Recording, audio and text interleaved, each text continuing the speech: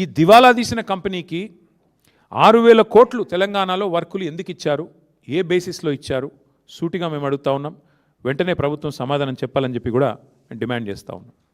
అట్లాగే court, supreme court ఏదో ఆషామాషి కోర్టు కాదు, సిబిఐ దర్యాప్తుకు ఆదేశించిన, ఎన్సిఎల్ఐటి లావాదేవీలు నిలిపేయాలని ఆదేశించిన 1,000 కోట్ల కొత్త కాంట్రాక్టులు ఎందుకు ఇచ్చారు, ఎలా ఇచ్చారు, దీనికి సమాధానం ఎవరు చెప్తారు ఈ గవర్నమెంట్లో చెప్పాలని చెప్పి కూడా మేము డిమాండ్ చేస్తూ ఉన్నాం.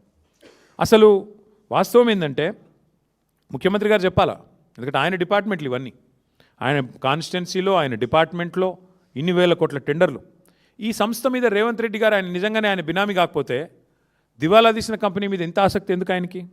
కమిషన్ల కోసమా, పార్ట్నర్షిప్పా, ఏంటిది? అక్రమ సంపాదన మరి అందులోకి తోయడానికా? ఎక్కడెక్కడో కాదు కదా, ఆయన సొంత కాన్స్టిట్యున్సీలో కాలేజీల నిర్మాణం, స్కూళ్ళ నిర్మాణం, కోదాడలో లిఫ్ట్ ఇరిగేషను, తర్వాత తాగునీటి ప్రాజెక్టులు, రోడ్లు, ఒకటి కాదు 6,000 కోట్లు. అదేవిధంగా కంపెనీ ఓపెన్గా వెబ్సైట్లోనే చెప్తోంది కదా, మాకు ఇగో ఇన్ని వర్క్లు వచ్చినాయని. ఇది కూడా చూడండి, ఇగో మీరు షాద్ నగర్ టు పరిగి రోడ్, ఇది కొడంగల్ కాన్స్టిట్యున్సీ, దీనికి 185 కోట్లు, దీనికి కూడా వారికే డబ్బులు ఇచ్చారు. ఇంకా చాలా ఉన్నాయి అట్లా చెప్తే, ఇంకేమున్నాయి? ఇగో ఇది కూడా ఇంకోటి రోడ్డు, దాదాపు 116 కోట్లు, ఇంకొక రోడ్డు, ఇట్లా చాలా ఉన్నాయి. కావాలంటే మీకు అంతా ఇస్తాం మీకు.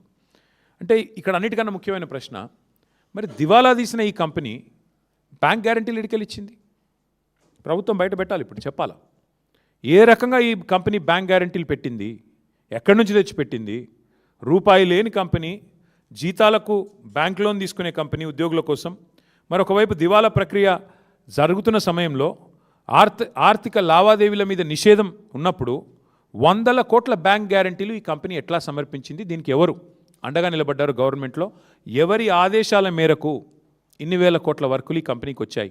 ఇది ఖచ్చితంగా రాష్ట్ర ప్రభుత్వ పెద్దలు సమాధానం చెప్పి తీరాలి. ఇంకొక మాట కూడా నేను ఈ సందర్భంగా చెప్పాలి.